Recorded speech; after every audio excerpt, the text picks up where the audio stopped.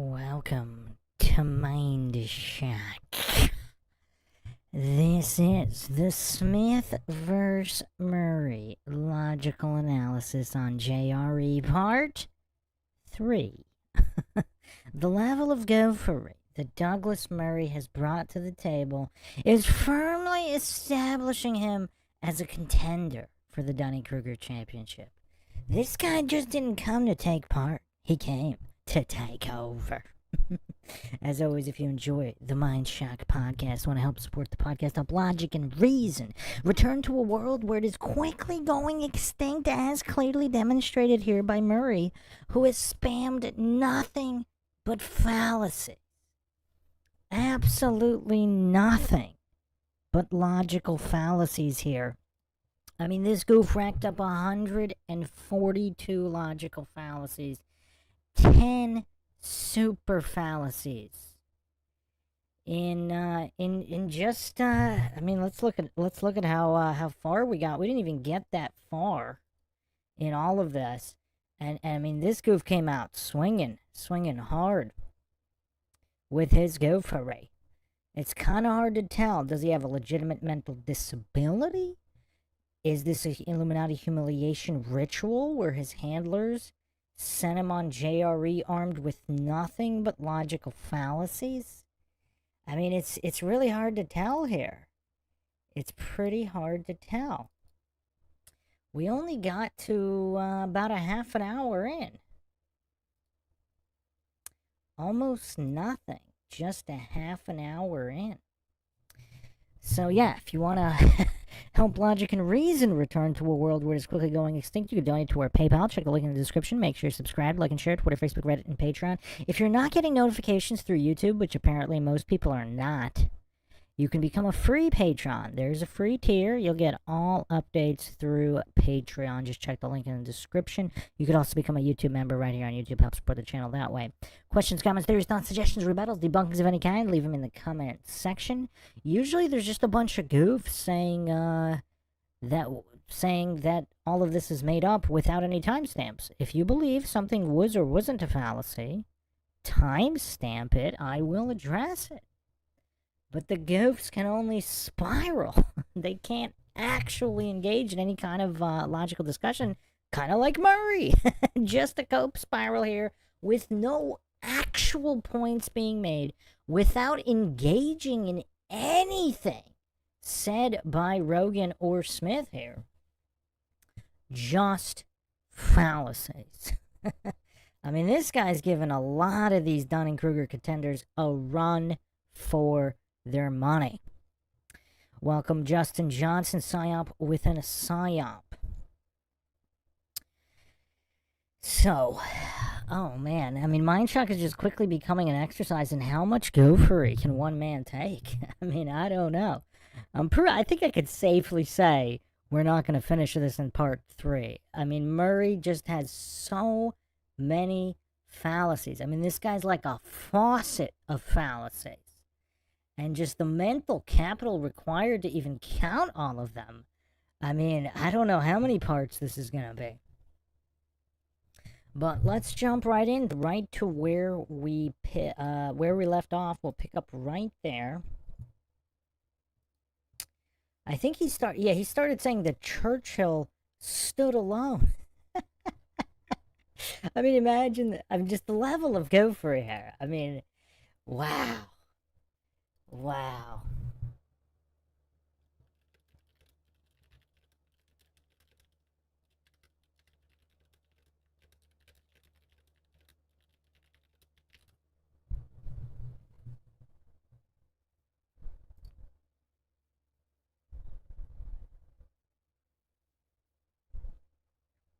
I mean, you know what's curious too? The goof completely ignored France, because both Britain and France declared war on Germany at the same time. So Churchill wasn't even brave enough to declare war on Germany without France. It was coordinated. Now, obviously, Murray, I mean, it's kind of hilarious because the goof, this was September 3rd, 39, the goof is chastising other individuals for so-called not being experts or he's hallucinating to know what the facts are. But this brain-dead goof is saying Churchill standing alone. I mean, England and France declared war on Germany on the same day. It was coordinated. I mean, just the level of gophery here by Murray. I mean, it's just absolutely astounding. It is astounding gophery.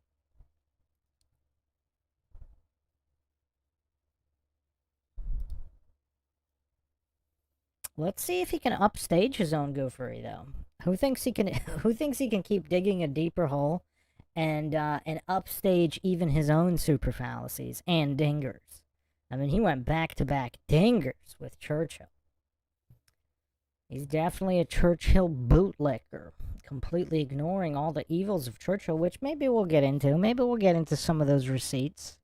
Churchill's death camps. Churchill's civilian targeting. Maybe we'll get to it. Maybe we won't. We'll see where, depending on what this Murray goof says.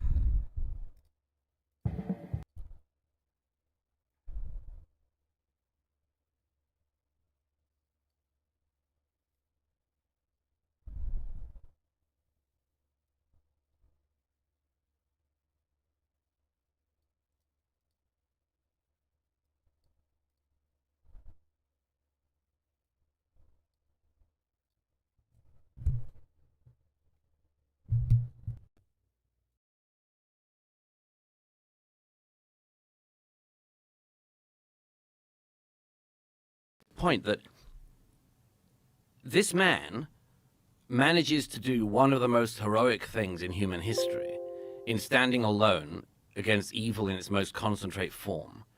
And he does about as much as any human being can do to save the civilized world. If you just park that and you go on to a plan in 1945 to try to counter Soviet domination of Europe, you see what I'm saying? This is not doing something in the round.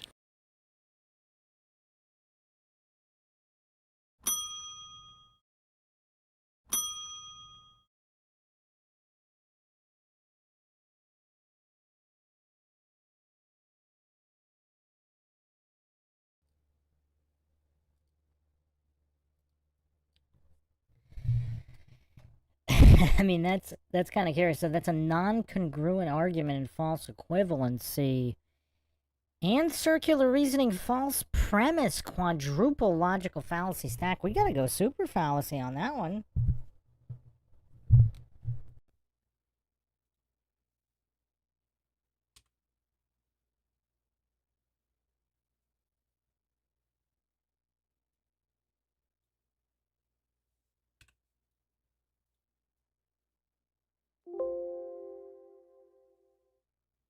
Hadouken!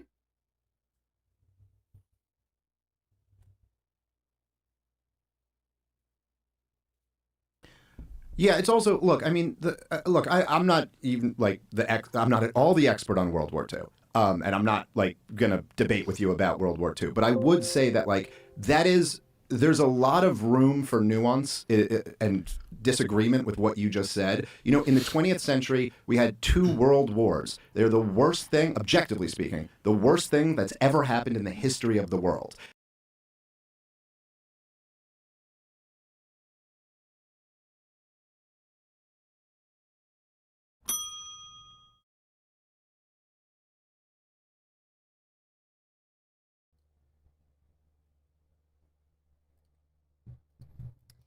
Yeah, so first of all, you'd have to know the whole history of the world to be able to state that. So clearly that would be an appeal to, I mean, would that be an appeal to extremes logical fallacy?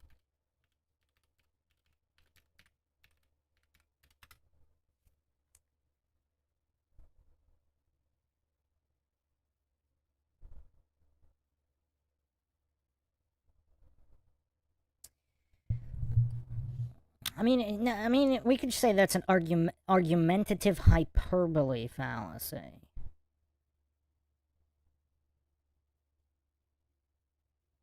just clearly overstating something. So, for example, if you believe the official narrative, there have been several mass extinction events throughout history. So, if you're talking about the history of the world itself and all life, not just human, again, just bear with me for a second. Let's just assume, for the sake of argument, the official narrative of the Earth is true, the historical narrative. So, these mass extinction level events would be worse than 2 world wars.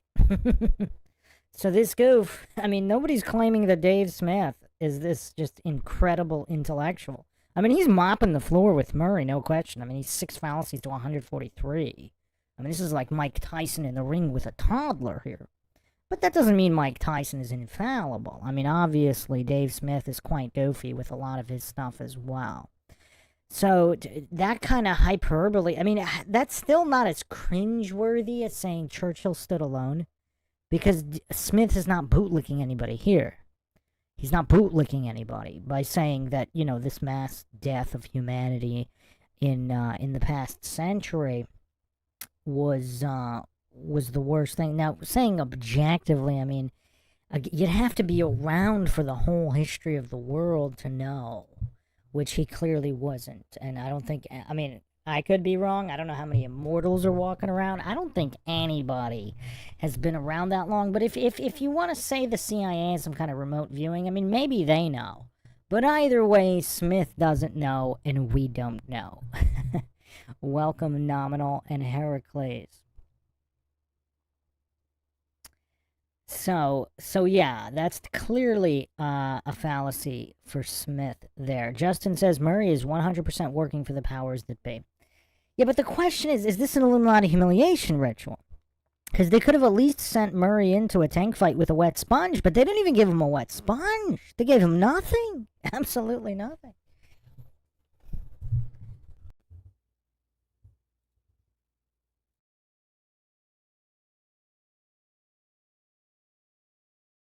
And the Second World War is the biggest bloodbath in human history.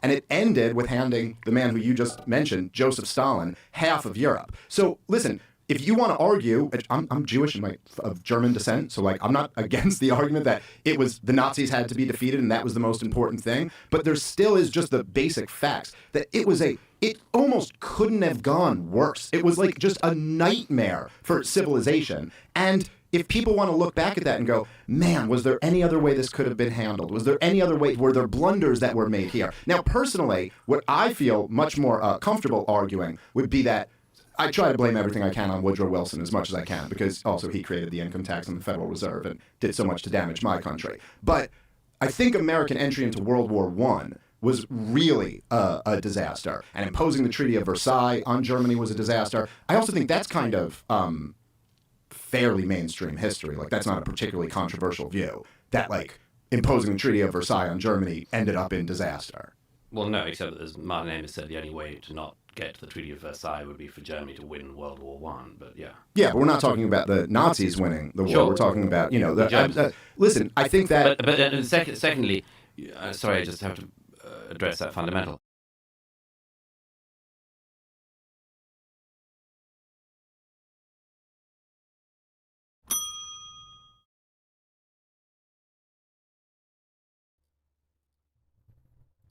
Non sequitur and diversion fallacy from Murray, no surprise there. Just unable to engage intellectually with intellectual honesty. Or, if he is being intellectually honest, is this mental disability where he just doesn't have the mental capacity to comprehend the extremely basic points that Smith is making. Just these absolute basic points about how could it have gone differently, how could have the loss of life been minimized, etc. But again, Murray, this is a guy who denies tens of millions of deaths. I mean, he denies way more by saying that Churchill stood alone and England stood alone and did all of these things. I mean, he's denying the tens of millions of lives sacrificed. I mean, that's far worse than the people he's chastising.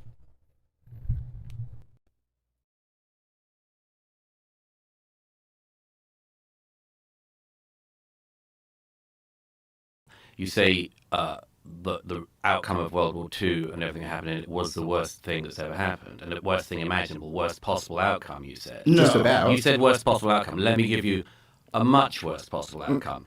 Hitler wins. Right. Okay.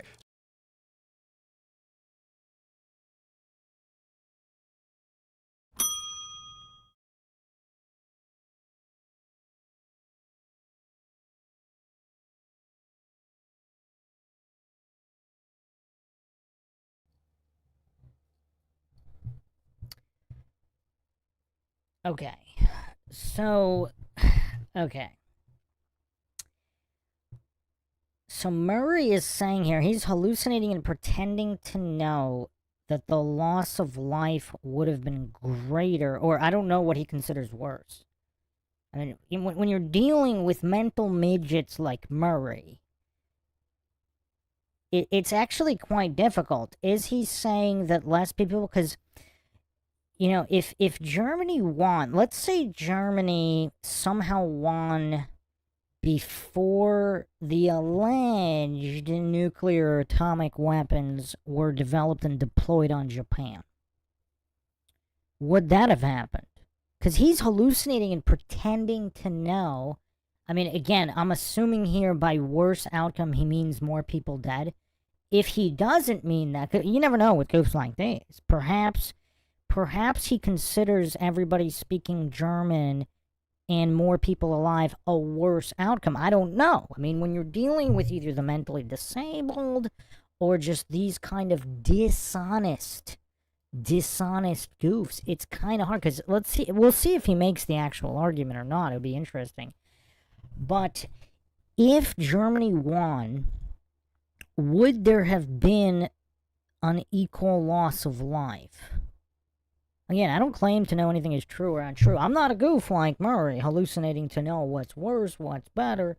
I mean, I'm going to leave that goofery to him, that brain-dead goofery.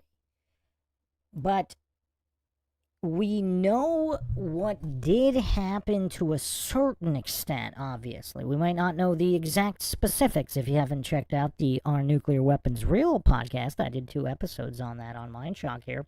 I mean, clearly cities were bombed. Now, what kind of bombs, that's up for a lot of debate, actually. but the point is they were bombed. So, but again, let's go through Murray's argument, if we can call it an argument. Because in Murray's deranged mind, in his bootlicker, authority-worshipping, cultist mind, he believes nukes are real and they caused all this damage.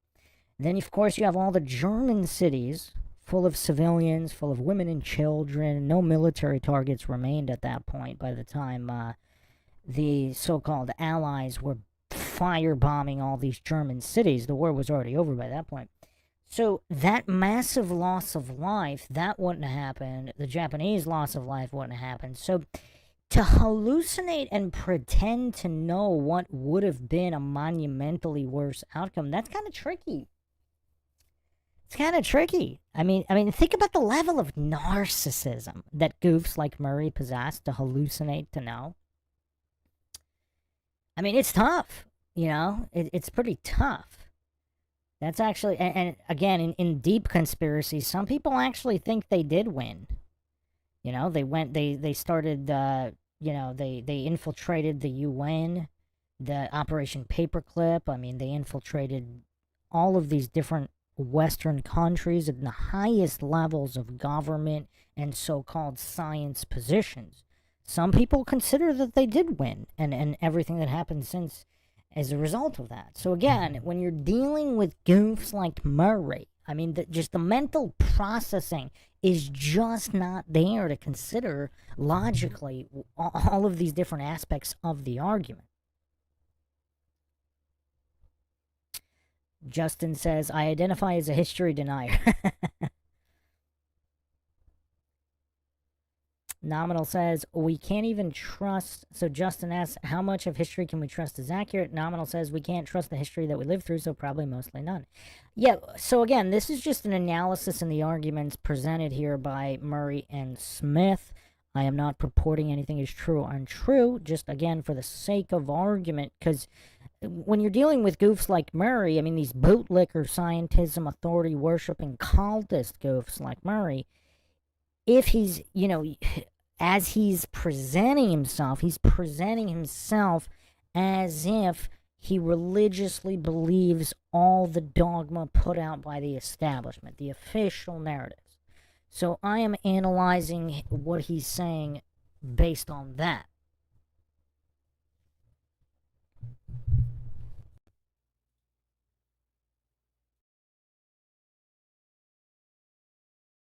Okay, so it's not the worst possible outcome. I mean, That's true. Listen, but okay, Hitler. Yes, okay. I'm not saying you can't dream up a worse outcome. I'm saying what you That's have. not dreaming up. That's just what my country, Okay. Perth, and others went But through. what did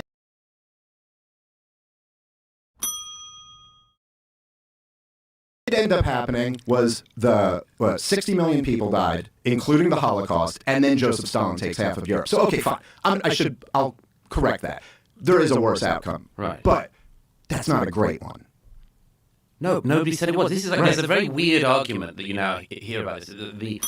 This attempt to revision this, and I know why it's happening. I don't think there's anything that's saying it's revision. I think there is. But this attempt to sort of say, look, the end of World War II, what have we got? Stalin has half of Europe. What was the point, and so on. That's going on. That's going on, and there are people who are feeding it.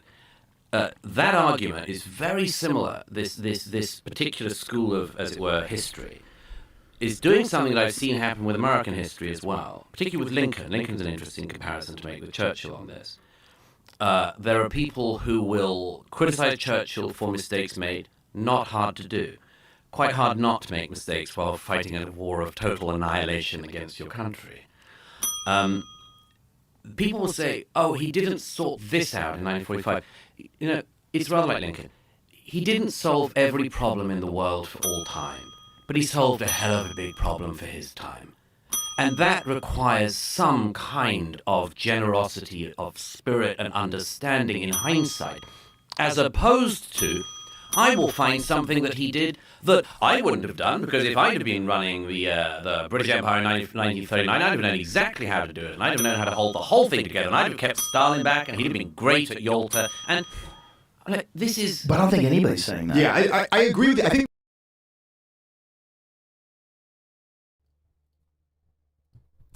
It's really hilarious when Rogan is just eviscerating this goof. I mean, obviously nobody's saying that. But, and again, it's no surprise that Murray is also completely, utterly clueless about Abraham Lincoln. I mean, just absolutely, utterly clueless. Lincoln, who supported slavery, of course. I mean, wow. This is kind of crazy. I mean, just the level of goofery that Murray is putting forth here. I mean, this is next level stuff. I mean, this really is next level stuff. I mean, wow. Wow. I mean, let's get some quotes up here.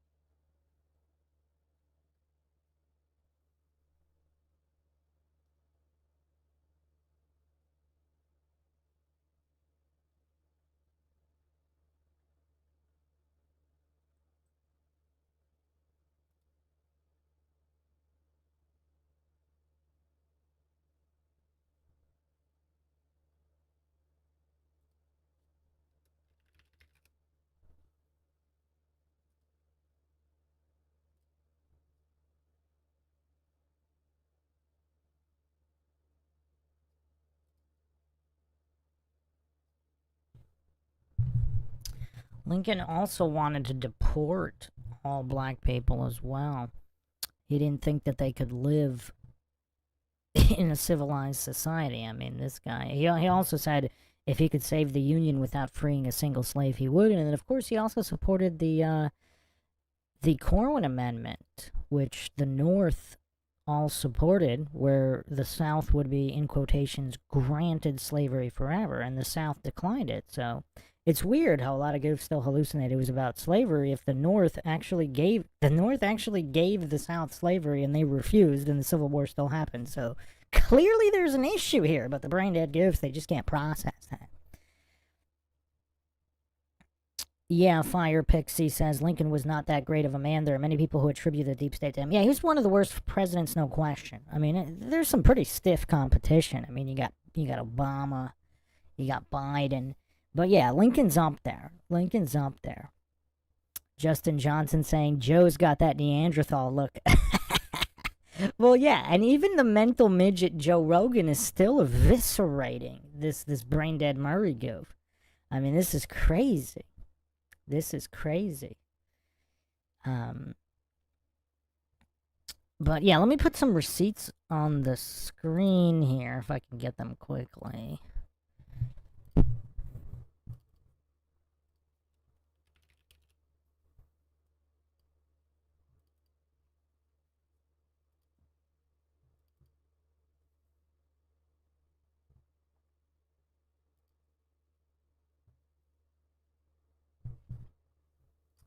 So yeah, let's get this in Lincoln's own writing from the Library of Congress, just for all the goofs out there, for the coincidence theorists.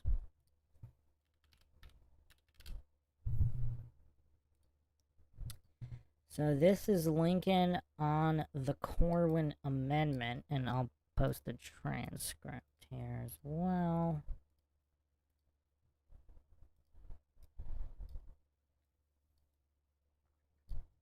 So, Mr. Lincoln has advised that the Republicans of his state should support Mr. Corwin's constitutional amendment, which passed the House prohibiting Congress from interfering with the domestic institution of the South. Quote, no amendment shall be made to the Constitution which will authorize or give Congress the power to abolish or interfere with any state with domestic institutions, slavery thereof, including that of persons held to labor or service by the laws of said state. So if the Civil War is really about slavery, it ended there because they gave the South slavery. Why did the South refuse? And that's a question all these brain-dead bootlickers just refuse to ask. They don't even know about the Corwin Amendment. They don't know that Lincoln supported it. I mean, just the level of goofery, and absolutely no surprise that this brain-dead Murray goof is just so utterly ignorant of everything that has to do with Abraham Lincoln, while hallucinating and strawman and imagining all of these comparisons and arguments that nobody's making. I mean, it's just so wild.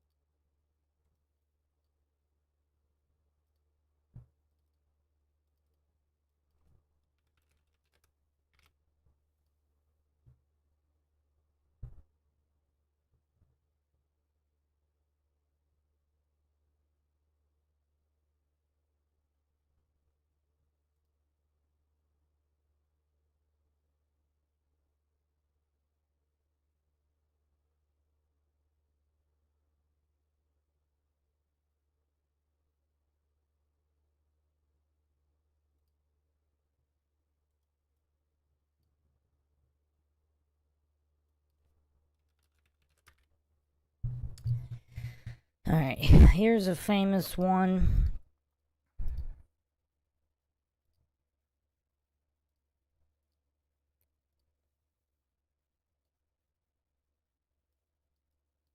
I will say then that I am not, nor ever have been, in favor of bringing about in any way the social and political equality of the white and black races, that I am not nor ever have been in favor of making voters or jurors of Negroes, nor of qualifying them to hold office, nor to intermarry with white people.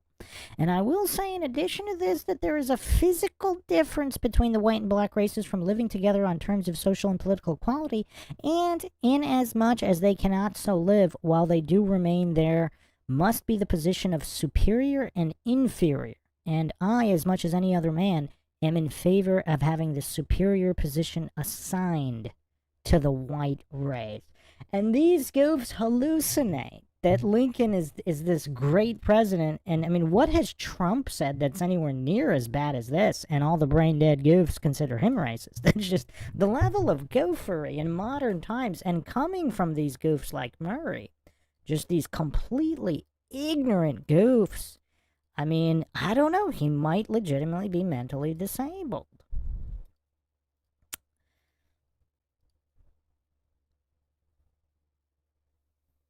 Welcome, Lord Zed, Pinto Sack, Clark.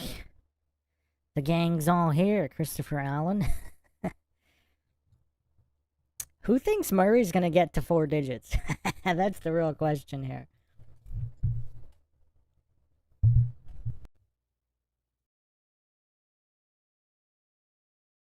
There's a tendency of like woke left kids to do this, but I don't think that's what certainly not what I'm saying, and I don't think what Daryl's saying. I do also think that one of the bigger kind of the bigger picture dynamics to all of this is that we have at least since 9/11 been in a state of perpetual war, and all of these wars have been disasters. They have been so many lies involved in selling all of them. I mean, the whole Iraq war, the whole war in Afghanistan, just lying the whole way through. I mean, I remember literally having conversations with Green Berets in the middle of the war in Afghanistan, and they're like, George W. Bush is telling you that the army we're building up there is really successful. This thing's going to fall in a week without us. And then all through the Obama administration, it's just like lie after lie after lie with disastrous wars. And so this does create a fertile ground for people to say, I wonder if they were lying about all these wars. Sure. Again, I'm not really trying to argue about World War II. I'd rather argue about these wars today. I think the interesting question is whether you're busy watering it. Well, should you not talk about mistakes that were made You should. overall? Absolutely. Okay, you should. Absolutely. Right. I'm all for going back and looking at mistakes. So what is your argument then? It's a very weird thing to go back, zone in on a man, say this one thing is a mistake and should characterize him, and you ignore everything else. You're taking him out of Say, context. why?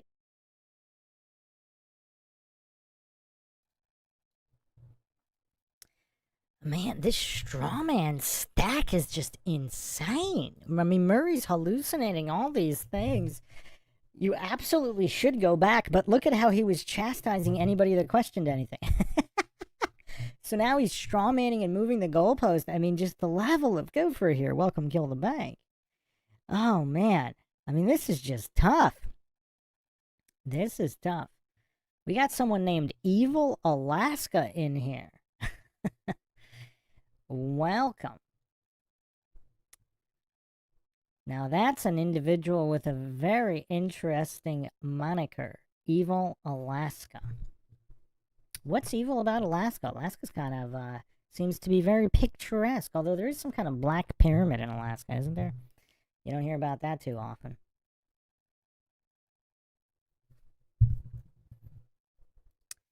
Alright, there's the echo's back.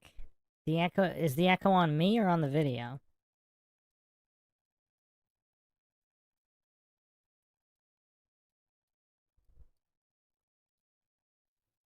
On the video, yeah, that was an issue. No, that was an issue before, but you guys were saying it was gone, then it came back, then it was gone.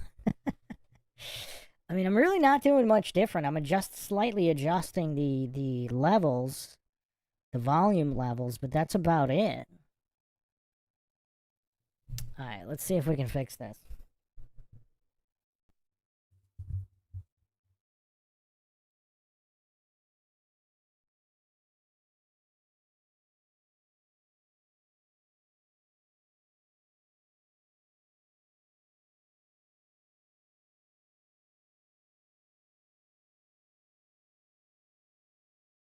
when you're talking about Daryl, who's done, what was it, 30 plus hours? So what? 30 plus hours of But podcasting. You do that in a week. UFC 314 is headed to South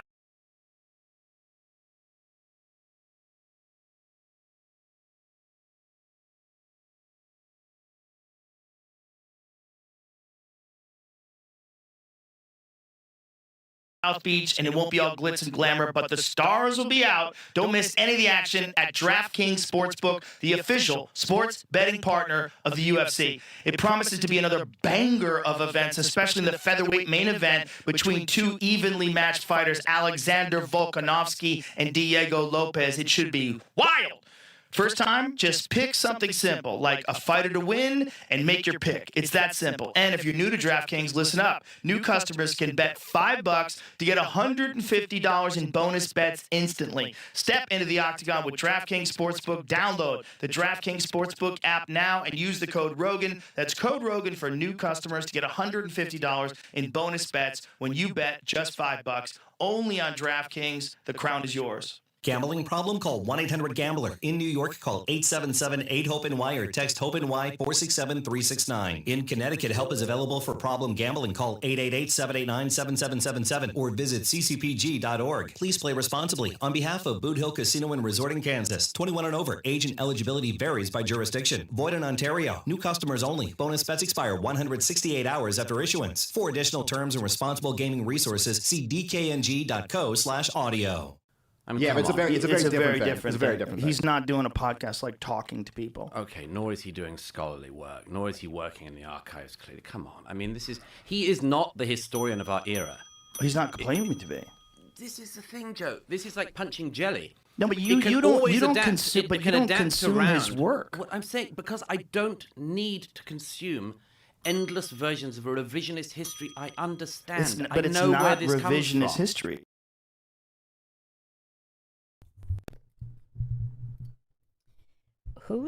Who's forcing Murray to consume anything? Does Murray not realize that who's somebody holding him at gunpoint? Like, what? Does Murray not realize that there's like almost near infinite podcasts and media? Who's forcing him to listen to any of this stuff? I mean, if he's that triggered by people being scientifically skeptical and utilizing critical thinking, I mean, if he's that terrified of critical thinking instead of bootlicking and blind faith and dogma, I mean, who's forcing him to listen to any of this? Is there still an echo on the last couple seconds? Was there still an echo?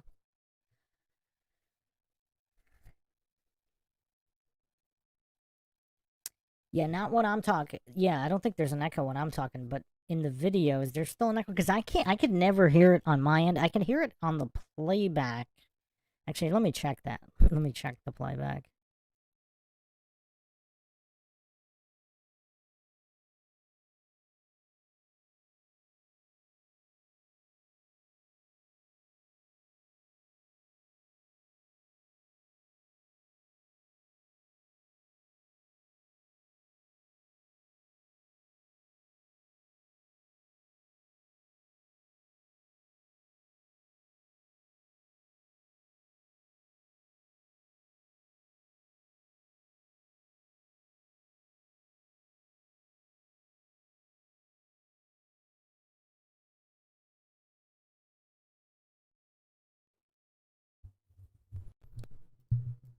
Okay, I just played it back. I couldn't hear any echo. Pinto sang as Bruce, when was the last time you were working in the archives? In which archives? Like, I don't even know half the stuff Murray's hallucinating. I mean, who knows what's in this guy's deranged mind? I mean, just the level of goofery. Yeah, I just turned down the volume slightly. I guess it was some kind of reverb echo from being too loud. But as long as everybody can still hear everything, I guess it's fine.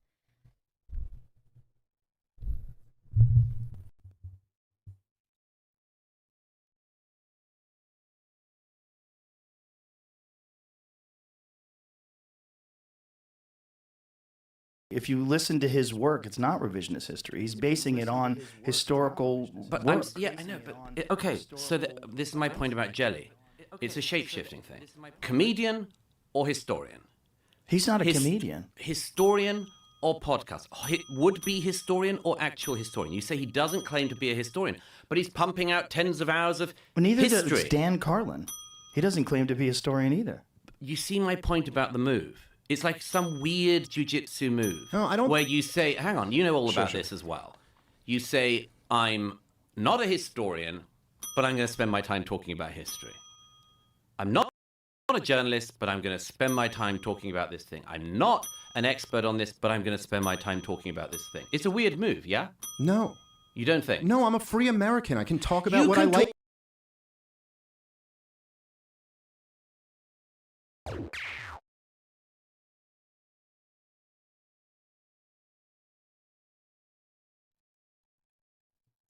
The evisceration continues here. I mean, is this a world record for the most amount of back-to-back appeal to authority, genetic appeal to credentials, logical fallacy stacks? I don't know. I mean, that could possibly. I mean, when you stack that many of the same fallacies, that should be a super fallacy. What does everybody think? I mean, the guy just went 8 or 9 back. I mean, I know we don't have the combos up. If we had the combos up, I mean, he would be hitting multipliers. But I mean, I'm not sure I've ever seen anybody go back to back with that many appeal to authority, genetic, and credentials fallacy. Even Craig hasn't done that. What does everybody think? Is that a super fallacy? Justin Johnson votes for super. Justin asks, how is he allowed to talk about the moon? He hasn't been there. I know, right? Like, Murray, how come Murray's not going off on social media about Neil deGrasse Tyson or Bill Nye talking about the moon or the sun? Like, how could you talk about the sun without actually having been to the sun? Like, you haven't spent the time on the surface of the sun in order to speak on it. Justin says Sartain for the win. Sartain, I don't think Sartain went 8 back-to-back appeal to authority, credentials, genetic fallacies. I mean, the level of goofer here, I'm going to go dinger there. You can't go that many back-to-back and not hit a dinger.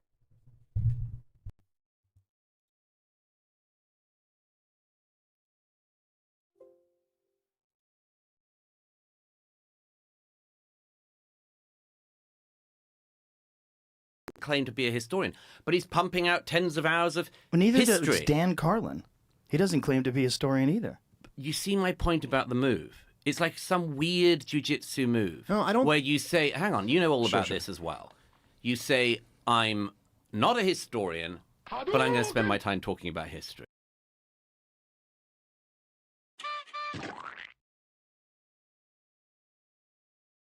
Toasty!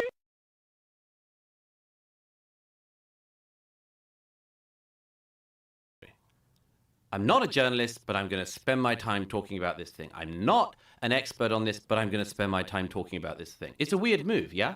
No.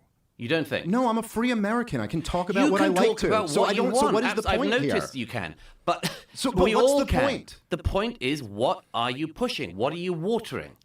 What am Why? I pushing? Yes. Liberty, free markets, peace, prosperity, not getting in another stupid catastrophic war, which we're on the precipice of right now.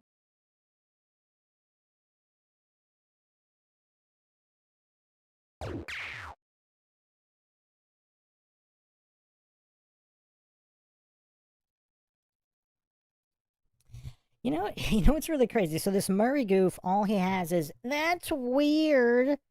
Non-experts are talking about stuff he doesn't like. That's weird. That's all this goof has. And just the level of that this guy has been eviscerated. I mean, Murray has been eviscerated here to such a level. And it's kind of crazy. You go on social media and people actually think Murray won this.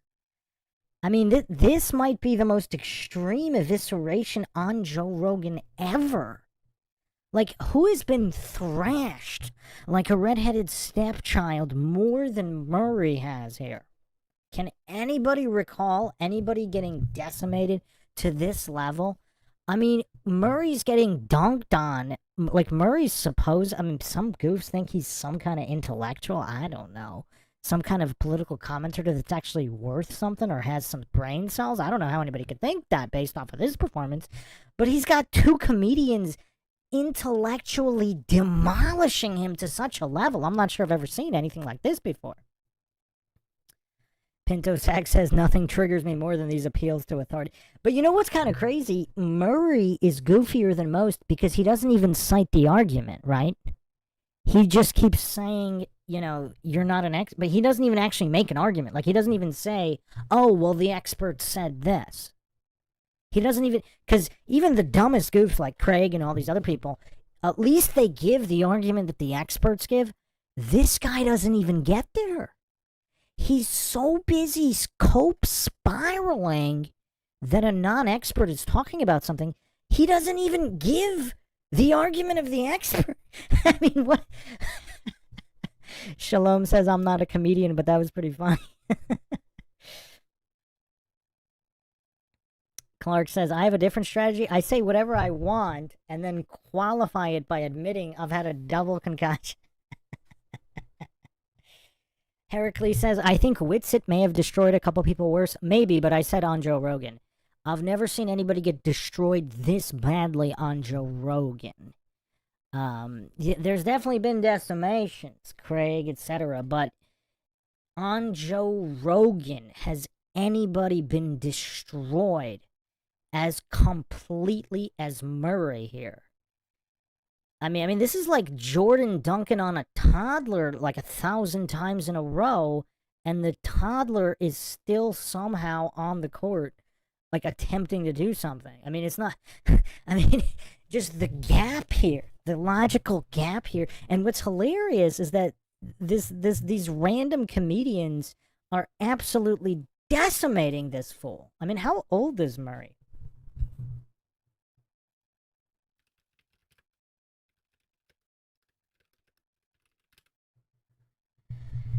So, he was born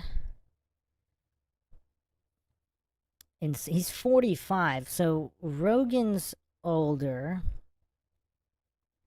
But yeah, this 45-year-old man here is being thrashed like a top. How can you be 45 and not know what a fallacy is? I mean, I don't know.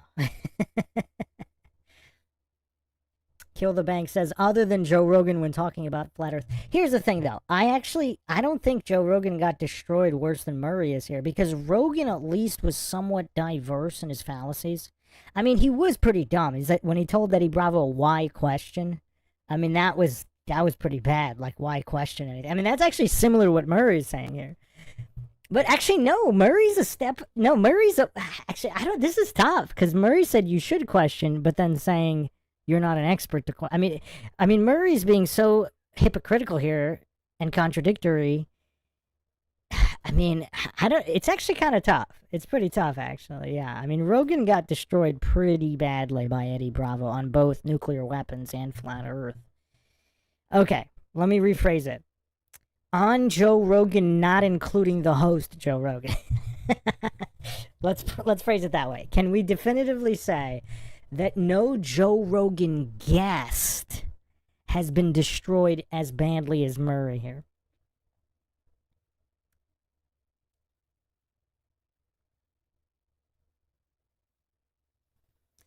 Alright, so let's continue.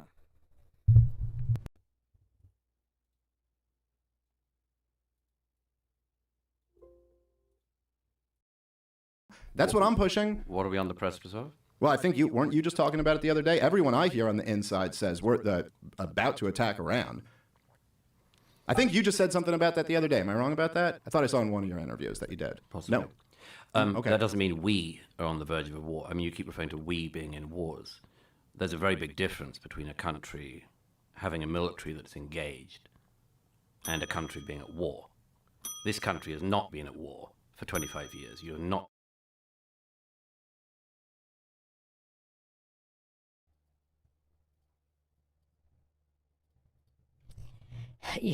I mean, just the slimy nature of this scum.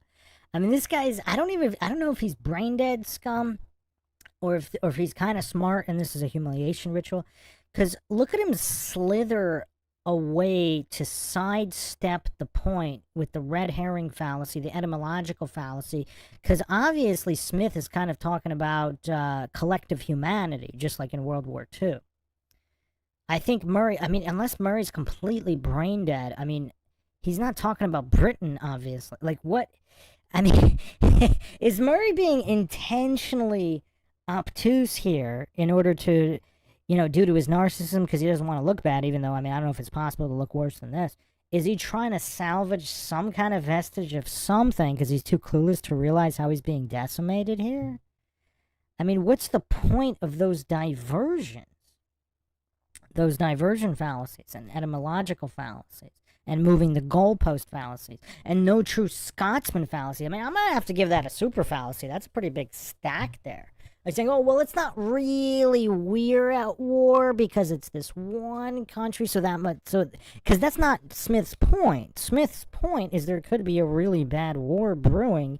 I'm not going to pull, I can't really stomach Murray much longer. But Smith said that Murray mentioned this before, that there's a war is brewing. I would believe that Murray said that. Again, I'm not claiming he did. I guess it would be funny to pull up the receipt of that while he's pretending not to. But the way he's slimily trying to dodge that makes it seem like he did say that.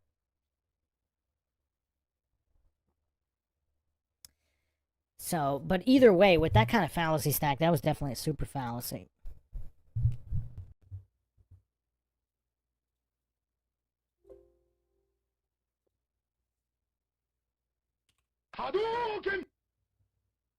Been fighting for the American homeland for 25 years. Yes, we haven't. That's true. Right. We haven't had a war Right. on our shores. We've been picking on third world countries halfway around the world. Well, you haven't been randomly picking on them. I mean, Afghanistan, you went... I didn't say it was random. Yeah, right, okay. It wasn't like you... This country has not been at war for 25 years. You have not been fighting for the American homeland for 25 years. Yes, we haven't. That's true. Right. We haven't had a war on our shores. We've been picking on third. Yes. Liberty, free markets, peace, prosperity, not getting in another stupid catastrophic war, which we're on the precipice of right now. That's what I'm pushing. What are we on the precipice of? Well, I think weren't you just talking about it the other day? Everyone I hear on the inside says we're about to attack Iran. I think you just said something about that the other day. Am I wrong about that? I thought I saw in one of your interviews that you did. Possibly. No. Okay. That doesn't mean we are on the verge of a war. I mean, you keep referring to we being in wars. There's a very big difference between a country having a military that's engaged and a country being at war. This country has not been at war for 25 years. You have not been fighting for the American homeland for 25 years. Yes, we haven't. That's true. Right. We haven't had a war. Right.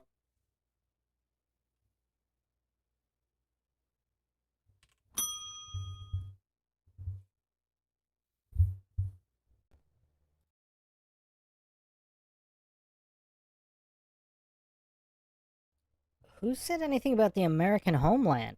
He didn't say the war being fought on American soil. Like, is Murray actually retarded? Like I mean, just this intentional straw manning. I mean, Smith is using preschool level English, and Murray is either not comprehending or pretending not to comprehend. I mean, just the level of goofery here. I mean, this is worse. I mean, this is more, if he's not actually brain dead, this kind of intellectual dishonesty. I mean, is Murray incapable of having an honest conversation? I mean, I don't want to fall for false dichotomies myself. Maybe he's mentally disabled and also intellectually dishonest. So he doesn't want to have a good faith, intellectually honest discussion, but he's also not capable of one, even if he wanted to. So he doesn't want to, but he's also not capable. Is that what's going on here?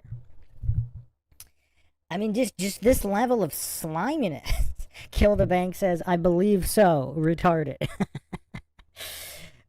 I mean, yeah, let's not fall for false dichotomies. It might not be one or the other. He might be both. He might be dishonest and retarded.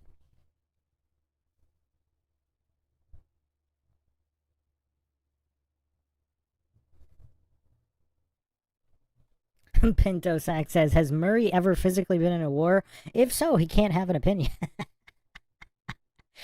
Man, this is the level of goofery. I am Ion's cat. What's the subject of this series? You know, that's a good question. It's mostly Murray spamming fallacies because he's triggered that people are discussing things that he's too mentally weak or he doesn't like or his handlers don't like. Clark says dishonest and retarded. A good combo. I'm not saying it's true, but it does explain what we're seeing and hearing, doesn't it? Doesn't it explain everything on the screen right now? That's the best I can come up with here. Like, he's like random, like he's hallucinating all these straw mans. And he does an even bigger one coming up here. That's why I rewound this. Like, listen to this bigger one coming up here.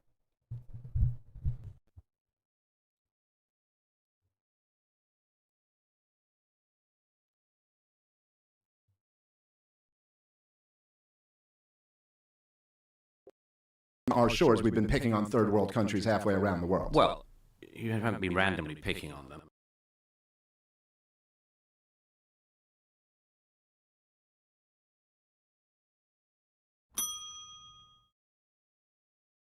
In Afghanistan, you went... I didn't say it was random. Yeah.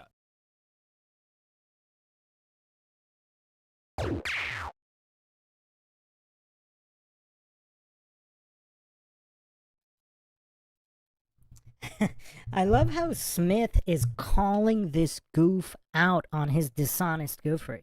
Like, is Murray not used to being called out on just his scummy demeanor and dishonest demeanor here? I mean, Smith is just absolutely calling him on all of this, and it's absolutely hilarious. I mean, Murray is just getting absolutely decimated by a random comedian who's not only not that smart, but he doesn't even purport to be smart. He's dealing with a self-admitted average to below average intellect individual who is absolutely eviscerating him. This is hilarious. Oh, man. And to have his gophery thrown in his face like this. Has anybody ever done this to Murray? Because Rogan and Smith are actually giving him his well-deserved, just calling him out in a very well-deserved fashion. I mean, because if he's this political commentator that gets put on these, you know, segments on these mainstream media, like these prearranged segments where he just spews propaganda, like it looks like nobody's ever pushed back on him and his goofery before. Kill the Bank says it may not be full retard, but he got some retarded genes flowing through that sack of skin. Not sure there's a soul in there. Pinto Sack says, you take away that accent and no one would ever listen to this jamoke. Is it jamoke or jamook? I've heard both. Is he DEI? Is he DEI? Is that why this guy has a platform?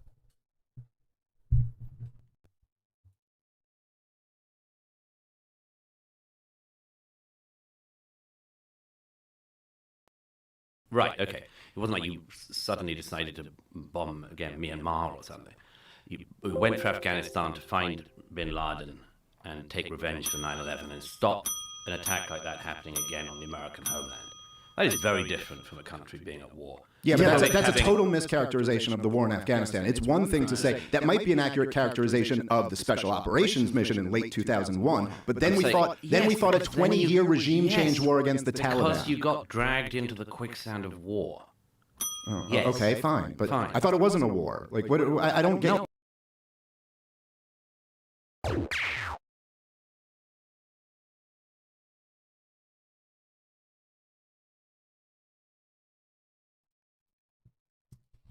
You know what's really puzzling?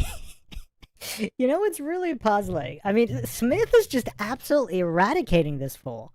How are there people on social media that actually think that Murray, I mean, not only had a good showing, not only pulled his own weight, but somehow beat Smith? I mean, this is the worst eradication I have seen on Joe Rogan.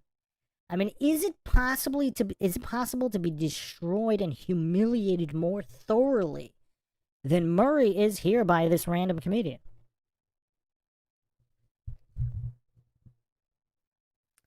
I mean, this is just stratospheric goofery.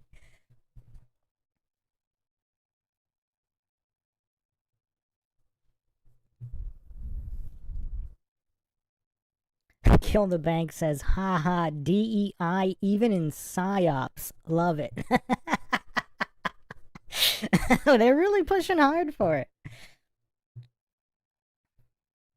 Heracles says, yes, Bruce, he's pushed because he's a lefty that agrees with everything the left does, except he's also anti-Islam and pro-Israel.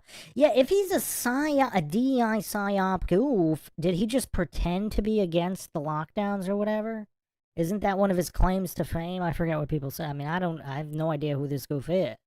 Before his appearance here, before his appearance and being completely and utterly destroyed, I never even knew who this goof was.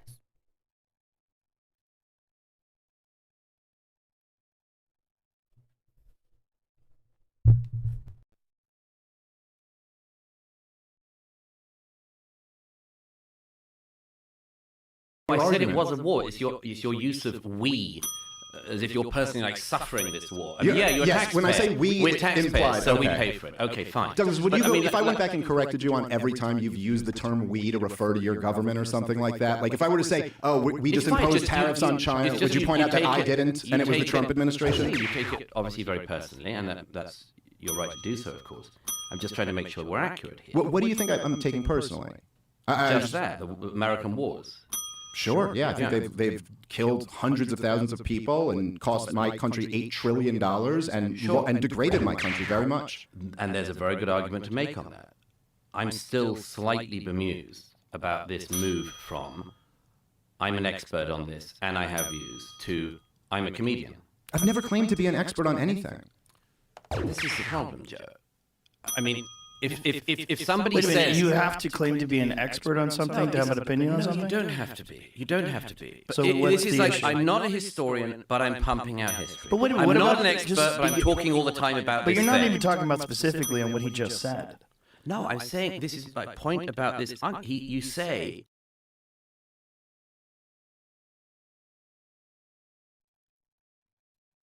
Now Rogan's got this goof sputtering and stuttering. This is hilarious how these two random comedians are just calling this goof on all of his strawmans. I mean, they're kind of going in circles here because Murray keeps spamming the same fallacies. It's hilarious.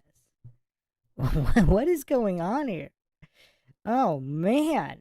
The level of... I'm telling you guys, like, we've been sleeping on Murray. I don't know where this guy came from. This guy's like the new dark horse to win the Dunning-Kruger Championships. He might surpass Surtain and Craig at this rate.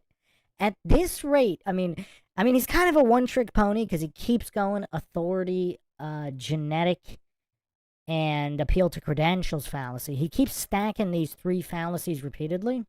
He's kind of a one-trick pony, but if he does it enough times, I mean, the metrics are what they are, you know? Whether somebody's shooting layups or, you know, whatever, if they just keep going for the left side layup and they just keep landing it, I mean, the points are the points. Even if they're a one-trick pony, that doesn't mean they're not going to win.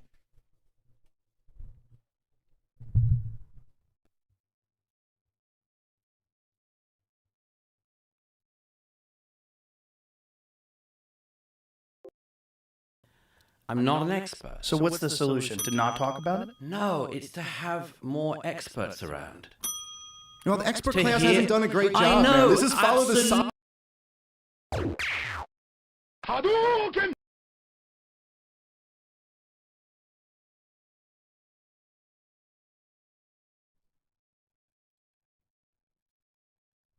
Yeah, I don't know if that's a dinger or not. Should that be a dinger to have more experts around? Because all the experts, look how many experts push tobacco science, sugar science, you know, all these experts, you know, climate grifters. So if the mainstream experts, because that's who he's talking about, he's not talking about the so-called experts that have the opposite viewpoint of the establishment dogma that he bootlegs. So is that a dinger to have more? So if all these mainstream experts that are always wrong about everything, the solution is to have more of them? I mean, that's kind of goofy. That's kind of a dinger. Kind of a dinger. Pinto Sack says yes. I mean, I'm on the fence. Would that cause you to spit your drink out? Because that's kind of the metric for the dinger. Because if I was drinking, I would have totally spit my drink out when he said the Churchill stood alone. I'm going to be laughing about that for a long time. But to have more, that's borderline. That's borderline. Welcome, Chin Chin. What does everybody else think here? Would saying the solution is to have more experts around, would that make you spit your drink out? It's iffy. It's borderline. It's borderline. I mean, look at this goof getting all triggered. Justin said he would. Now, he got the super fallacy for it. Lord Zed says it would give me a case of the giggles. For sure. No, he got the super fallacy, but I didn't give him the dinger yet. That was definitely a super fallacy. Now, the question is whether or not it's also a dinger. Justin says dinger. Would it make you spit your drink out, though? I mean, it would definitely make you shake your head, but that's not the... It has to be extreme enough. Lord Zed says dinger. Okay. Everybody's saying...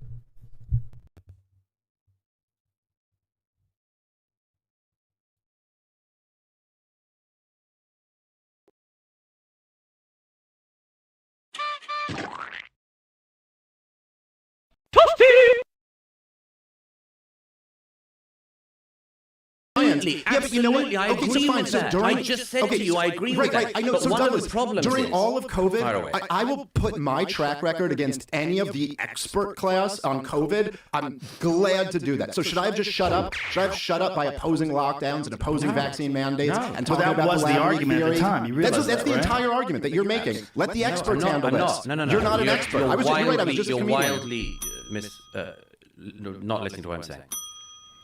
I think you have...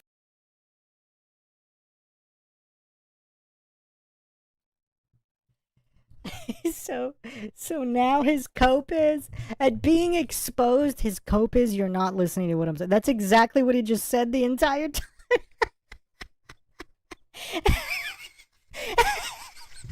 Because, I mean, if you equivocate it,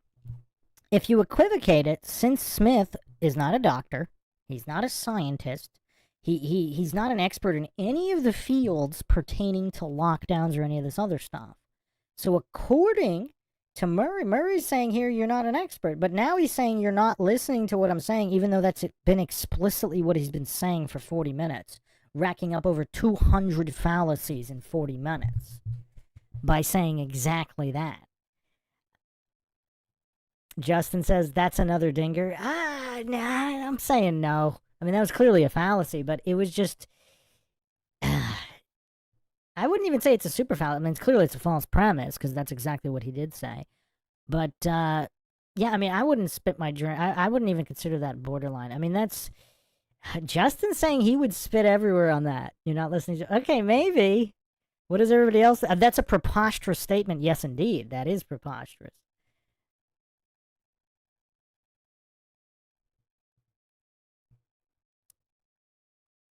All right. Who here would spit their drink out by Murray just saying you're not listening to what I'm saying? That's pathetic and preposterous. I wouldn't spit my drink out. I mean, I would just kind of, that's more of a shake your head. I can't believe this guy's this pathetic. But it didn't have that extreme comedy to it that dingers usually have to have based on my definition.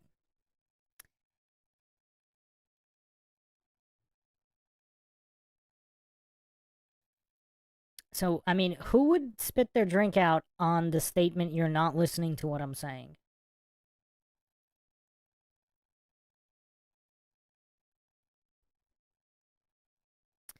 Justin says, if you, Bruce, were drinking, it was over when he said that, though. Yeah, I mean, I was not drinking at the time. Okay, so do I have to actively drink water? Just, maybe I should to test it. We need to test the system. Everybody... Well, a dinger is a self-own.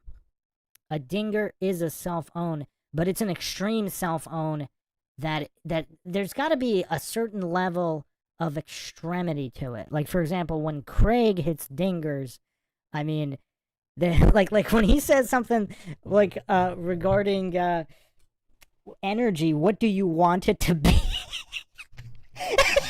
Like, I can't stop laughing when Craig's response to define energy is, what do you want it to be? I mean, that's what dingers were born, that moment. The moment that Craig, which, by the way, I'm going to re-upload that, a whole new system using Craig as a metric, that's when dingers are born. So I don't know if you're not listening to what I'm saying meets that level of dinger. Okay, I think everybody in the chat needs to be actively drinking during the analysis. That way we could test whether or not we would spit our drink out at some of these statements. Heracles says that was definitely a dinger. Man, you guys are okay. So I just don't see it at the level of what is energy, what do you want it to be? As a definition, that's what Craig put forth. Or like the Bigfoot mailbox fallacy, or, I mean, Craig is just such a legend at dingers. I mean, clearly Murray has had some, I don't know if that can be elevated to a dinger, though. I mean, that's a standard false premise. It's pathetic, preposterous, it's all those things. Pinto Sack says dinger. Justin says eye of the beholder, I suppose. Yeah, I mean, there's definitely the way you say it, too. Like, he said that so bland. Like, if he like, yelled it, I mean, maybe that would make me spit my drink out. I mean, there's some subjectivity to it. Yes, there's some. I mean, but who would say, what do you want it to be is not a dinger? Is there anybody who wouldn't spit their drink out? It's something, when you ask someone to define energy, and they say, well, what do you want it to be? I mean, I'm still laughing about that. Or over time, things happen.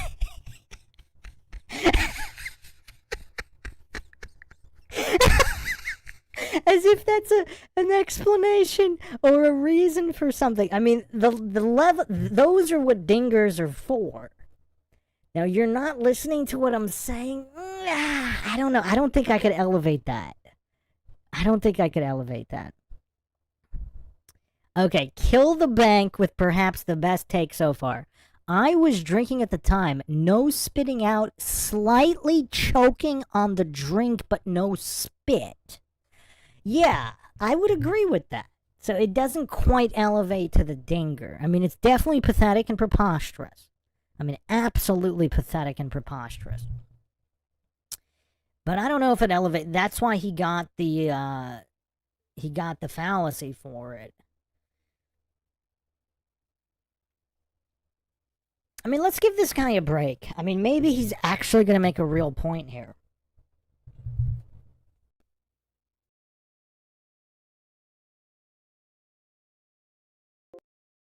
I think we should agree perhaps on the following, that one major thing can break down in front of your eyes, or many major things. And it does not mean that every single one of the sewer gates should be lifted. Okay?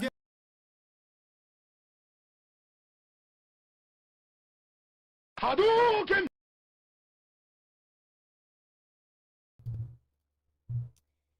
This guy's really upping his game with the strawman fallacies. Nobody said it did. Like, the level of goofery here. I mean, he also stacked the strawman with appeal to extremes. Because nobody is claiming that if one thing is this, that means you have to, that means everything is called into question on that. Nobody's saying any of that. Like, where is this goof, like, where are this goof's hallucinations coming from? Because he's hallucinating, I mean, he's got 15 super fallacies. Not all of them were strawman, but a lot of them were hallucinatory strawman fallacies. I mean, I don't know. South to west, 224. He's at 229 south to west. Are you a little behind? Murray's up to 229. He racked up 229 fallacies in less than 40 minutes. I'm telling you, this guy is asleep. Like, people have been sleeping on this guy. I don't know where he came from. He's the new dark horse for the Dunning-Kruger Championships. Adam says this guy has Craig vibes. He does. He's not as entertaining. He's nowhere near as entertaining, though. Like, he just is not as entertaining. He also doesn't appear to enjoy humiliating himself. I think that's what makes Craig so entertaining. Like, there's genuine joy in indulging the humiliation fetish of himself. Murray just seems like he's either just genuinely retarded or just, I don't know, he's pretty subdued and bland. I mean, this goof is bland. This is one bland goof, retarded or not.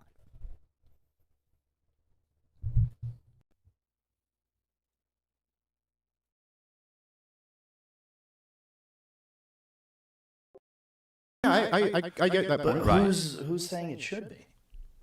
I'm saying this is the chatter on what is part of our side at the moment, is that a lot of the sewer gates are being lifted, sometimes by people who know that they're doing it, sometimes by people who don't, sometimes by people who say, I don't know, I'm just throwing it out there. But at the very least, there's some damn hygiene that should be required, isn't there? Yeah, I'm not sure Right. exactly what you're asking, but sure. Just that. Let's have a bit of hygiene on our own side, not lift every sewer gate. And when you say Not our own side, let- you mean the right wing, broadly speaking. Broadly speaking, and I'm sort of funny about libertarians. I'm never quite sure. I always say I think libertarians are essentially the bisexuals of politics. They should just choose, Joe. They should choose. It's kind of, they just want everything at the buffet. That's very funny. Well, I think we want something. I don't know. Okay, that's a weird way to put it, but I get see your your point. point. All right. Well, I mean, I don't know. Look, I mean, essentially, I just don't. Maybe there's something I'm missing here. But if your argument is that, like, you're saying I claim to be an expert, but then I have like a parachute to get out of it by being like, hey, I'm just a comedian who's just saying this. But I don't think I've ever like really claimed to be an expert. I have opinions on I know, things. but Because I'm interested in these topics. Yeah, I know, but isn't it weird to go around, for instance, I mean, let's get to the last year and a half. It's a bit weird to be simultaneously saying, I'm not an expert on a conflict, and talking about it everywhere. I don't think so. Not really. I mean, I don't know. I don't think like I don't see how you Do can't you have an talk opinion about on these things? Which things? All these things that we're talking about. Some of them, yeah. Are you an expert? I am on some, yes. On some, But but you you're talk not. about some that you're not an expert on. You'll Right, notice so that I what should you didn't do? just... You'll What notice, should you do if those subjects get breached? well, I think that you educate yourself as much as you Shouldn't can. you say I'm not an expert and then give your opinion if you're Depends. in the middle of a I conversation? think it's, as I say, I think that it's a weird move to say, I'm not an expert on this, but I'm going to talk about it nonstop. I think that is true. Listen, I will certainly concede that I am weird. So I'm not disagreeing with you. It's weird that I'm as obsessed with all this stuff as I am. I mean, like, okay, I'm a weird guy. I tell jokes at nightclubs and then get obsessed with politics and monetary policy and like, okay, fine. But I just like fundamentally disagree with this idea that, which I really do think is quite anti-democratic in spirit and quite elitist, that there's an expert class. They can have opinions on all of these things. It's weird for any regular person who's just read about it. Not to- my view. Not my view. Seems like what No, you're saying. I conceded already. I said a long time ago that I believe much of the expert class let itself and us all down very badly. And I think that happened in foreign policy in areas, not every area.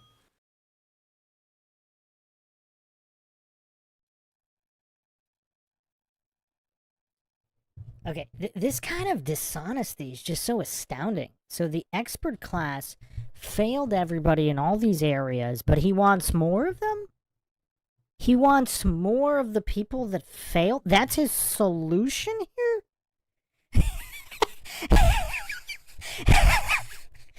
Oh, man.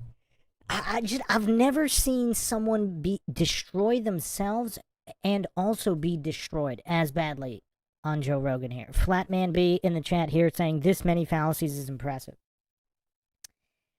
Justin Johnson calls for the dinger. Was anybody drinking at that moment? Okay, if someone's in the chat drinking and they spit their drink out, I mean, that's, I might have to call it a dinger. I don't think it's enough. This guy's so bland. I mean, just his bland, this is bland goofery. I don't know if we've seen quite like this. Justin says, if Bruce cracks the F up, it should be a dinger. That's a good metric, because I would spit my drink. Like, if I can't help but laugh, That's me. That would be me spitting my drink out. But his blandness is preventing a lot of these from being dingers. Welcome, Phil.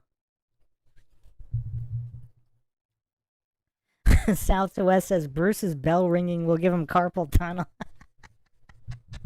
Man, have you seen some of the other ones? This guy actually does not spew as fast as Sartain. And actually, Bryant Myers had some good runs, too. Yeah, Craig as well. Who was faster than Craig, though? Like, did I do a counter with Destiny?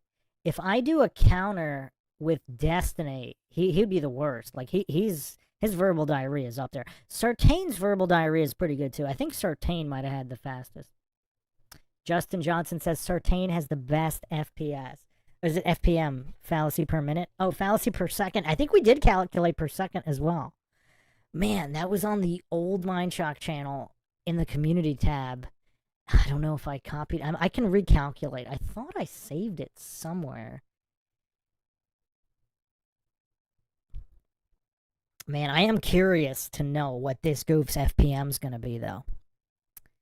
Is this guy going to have the best FPM rate? Phil says, yes, Sartain is a winner. Well, he's the current reigning defending champion of the old system. This is now the new system. But we can still, I can do some kind of comparative metric where I can weight evenly. So without the super fallacies or dingers and zingers, we could still do apples to apples with fallacies only. So we can still compare them. Flatman B says Sartain is a fallacy god among men. He's up there. He's up there. Man, I still think Craig is slower than Sartain, but Craig's fallacy stacking and super fallacies, I mean, he can run circles around Sartain. His verbal diarrhea game's just not as good as Sartain's. Sartain can spew fallacies faster, but Craig can spew far dumber fallacies than Sartain. Pintosack, did you not hear the intro? So on part 1, we did the super fallacy. I could put it on the screen real quick. I'm not going to play the whole thing. I'll just put it on the screen with the definition for anybody that's joining us.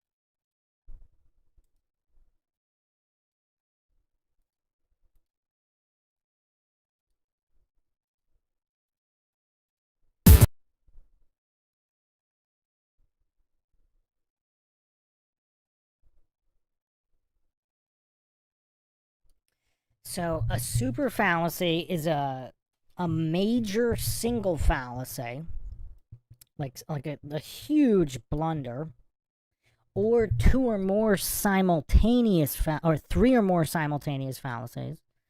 Obviously, a lot of people hit those, or two or more identical fallacies.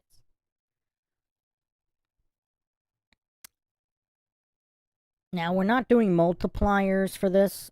The first version of the new system was a bit complicated. We had the baseline and then the multipliers and the combos. I removed those to keep it as simple as possible. But if you stack 10 to 19 fallacies, you get a 10x multiplier. So far, I think only Craig has managed that.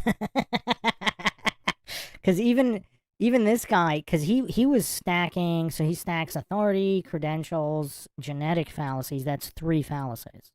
That's 3 or more simultaneous fallacies. Or he went like false dichotomy, straw man, false cause, or false premise. So it could be a major single fallacy. Like, for example, reversing it to quoque in the context of what do you want it to be in in saying what is energy, which is also a dinger, because you could hit a super fallacy and a dinger at the same time.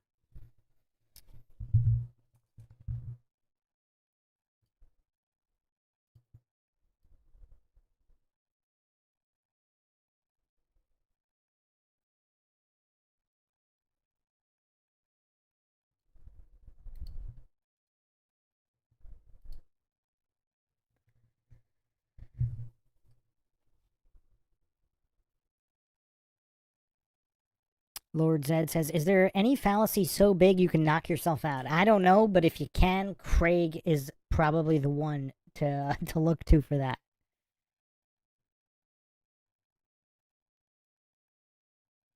Lord Zed says, super duper fallacy. Yeah, I was toying with the idea of doing ultra fallacies, but Justin says the Seagal fallacy.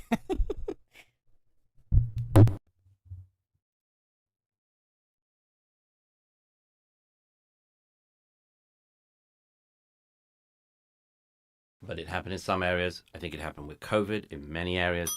But that does not mean that it's just a free-for-all. No. There are some things we can still verify to be true and can still agree on as baseline levels of agreement in a free society. And yes, everyone is free to air their views, but it does not mean that everyone who sounds off on an issue, whether it's World War II, the war in the Middle East, the war in Ukraine, has an equally valid point of view. No. I certainly wouldn't argue. I mean, that to me is just batting down a straw man. I mean, I certainly wouldn't argue that everyone has an equally valid point of view. And I certainly wouldn't argue that there shouldn't be some standards of like who you would want to find interesting and talk to and who you wouldn't. But also it's like, so let's have the conversation that like, I don't know, like if there's, if there.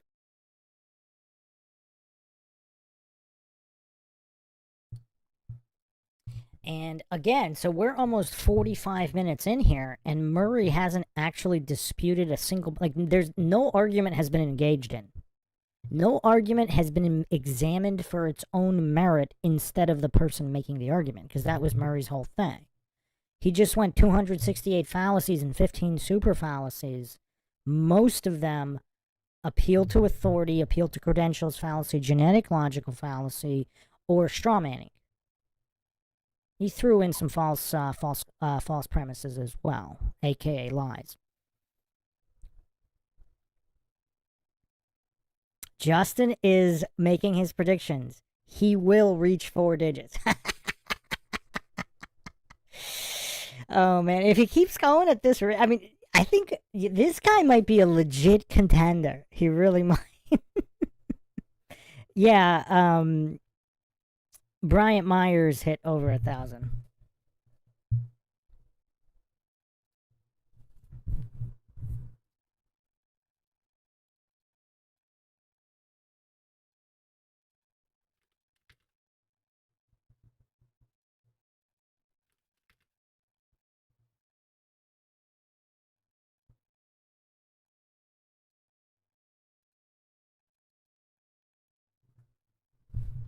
Bryant Myers hit 1,145 fallacies, but that was a longer debate, so his FPM actually wasn't as high as Sartain's.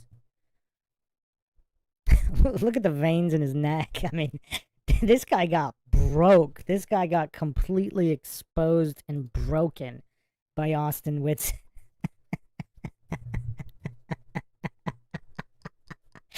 Yeah, that was a fun one. 1,145 fallacies.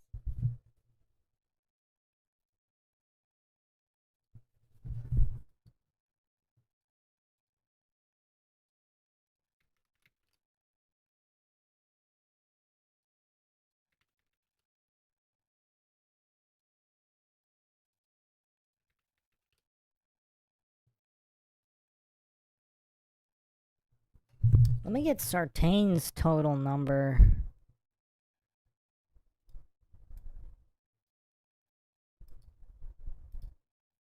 Oh, wow. Sartain actually beat him not just in FPM, but in total. Yeah, Sartain's the champ.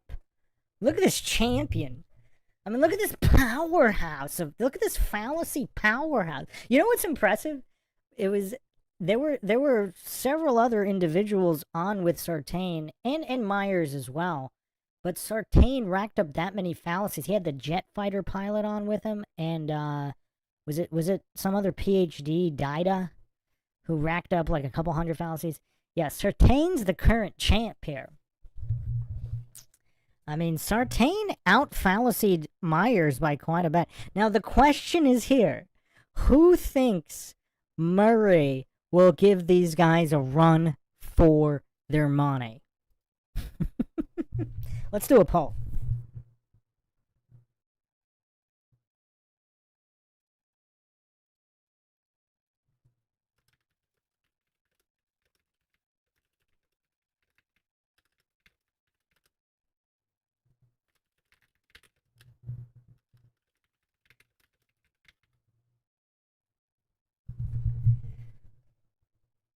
Flatman B says Sartain doesn't play games. You know what? I actually think I missed a couple fallacies for both Myers and Sartain. I think I missed a couple. I think there were a couple I missed. Pinto Sack says the amount of time is a factor, though. Yes, it is. That's why we have FPM. But I think they matched up with FPM, too. Justin says no one touches this art. I still have to finish Craig, though. I still have to finish. The reason we made the new system is because Craig's verbal diarrhea isn't as good as Sartain, so he might not hit Sartain's number in total fallacies. But in terms of super fallacies and dingers, I mean, I think Craig might capture the crown when we make these weighted averages.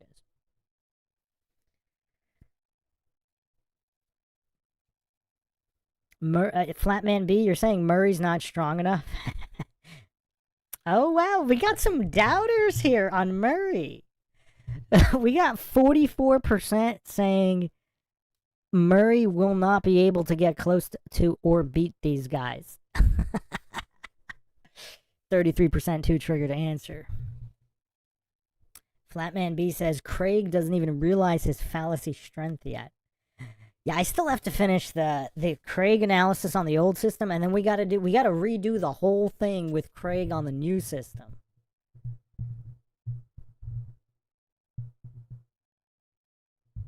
Flatman B says, I've seen the best of the best, Bruce, give me a break.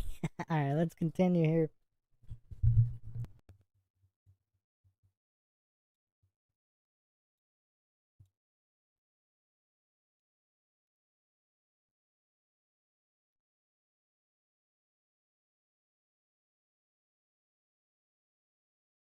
Is if there are experts out there who can smack all of this stuff down or just destroy every point that I make over the years or whatever, like, okay, so then do it, and then let's see. Yeah, I know, but well, that's a bit weird because also then it's like the debate me bro thing. But you just criticized Daryl for not debating. No, it's fine. It's fine. Yeah, I know. Let me just make the main point. I think what I'm trying to get at, Joe, is that it's a bit like the Twitter algorithm thing, which is, yes, everyone is and should be free to say what they like on Twitter, apart from whatever the very fringe things of like immediate incitement to violence and all that kind of thing. But we all know that one of the oddities of Twitter, including since Elon took over, is that what you hope is a restored marketplace of ideas ends up pushing you really crazy shit. Yes. And that is what I'm suggesting is happening on a podcast level and maybe on a wider level beyond that. I get stuff on Twitter I just do not want.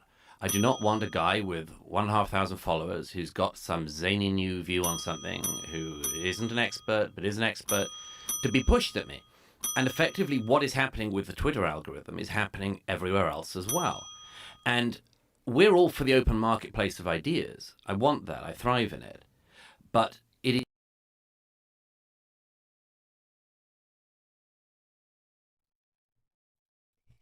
I think this guy might be effectively a vegetable. So in the same stream of sentences, he's saying, "I don't want these guys pushed at me for their crazy, insane viewpoints," and then saying, "I thrive in the marketplace of ideas. I want all these different ideas." I mean, is this guy for real? I mean, I mean, I wouldn't spit my drink out. I mean, I'm kind of getting accustomed to this kind of bland goofery. But how do you say, not to mention, is he that brain dead he doesn't know how to block? Like, he doesn't want some guy, spewing what he considers crazy. Now he's going with the ad homs because he couldn't refute. If he can refute all of these arguments, why not actually refute them? Like, notice how he hasn't engaged in a single point or argument. All he's done is spam fallacies and ad hom. How many times has this goof said the word weird? All he has is it's weird and it's crazy. But why not show how it's completely wrong? He hasn't done that a single time on anything. I mean, I don't know. I think you guys might be sleeping on this guy. I think he can hit 4 digits. I'm not sure if he can unseat Sartain. If I had to guess, maybe he can surpass Bryant Myers, but he might not be able to surpass Sartain. The king is the king for a reason. Alright, I'm not going to be able to handle much more of this. I'm going to give this another minute or two. Let's see if he makes a real point.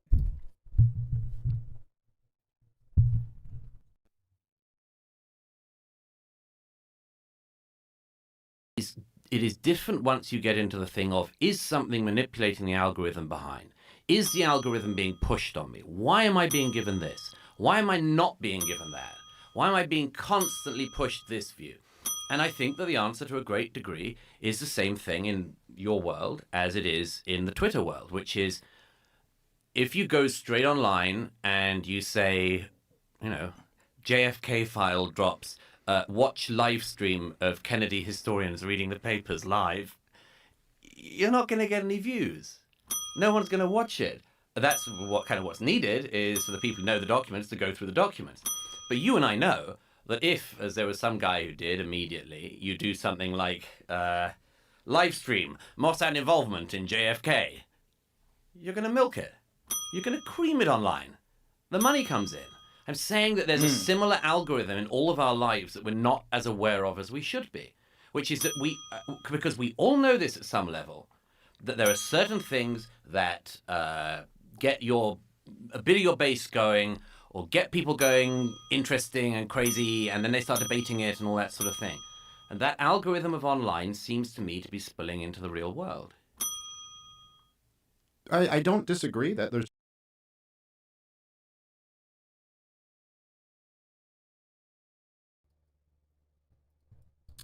So really, this brain dead goof has just discovered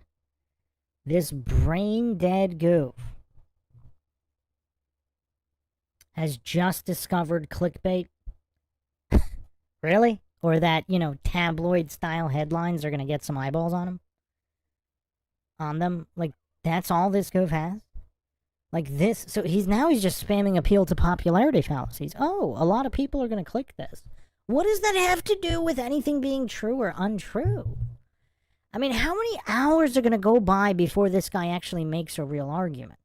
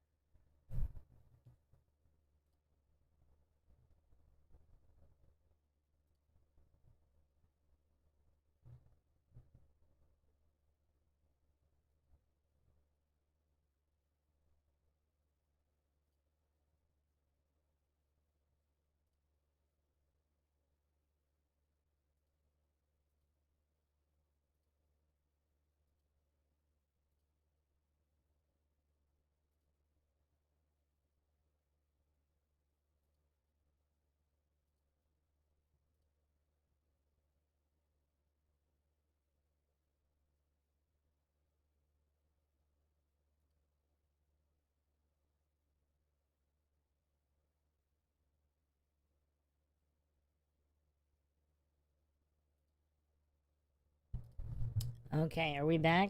We are back. We are not back? Are we back? Okay, we're back. Fair use, obviously. Justin Johnson says, let's see if this works. Murray is telling the truth about everything. This goof just racked up over 300 fallacies in less than an hour. Yeah, I don't know. Yeah, it is tough. Is he going to hit 4 digits or not? That's tough. That's tough. Yeah, I'm gonna give this another couple minutes. I mean, because I can't handle much more of this anyway. Let's see if this guy makes a single point yet, or just keeps spamming these fallacies.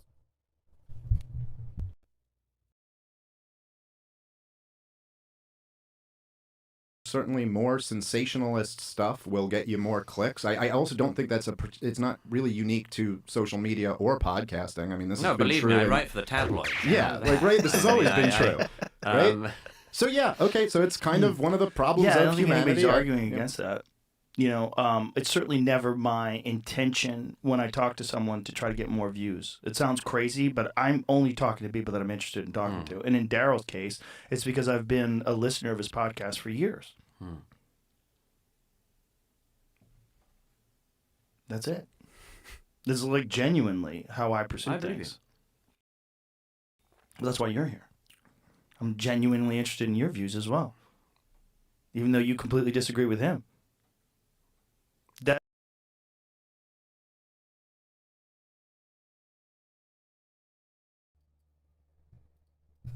Did the goof finally get exhausted? Did he fallacy? Oh, okay.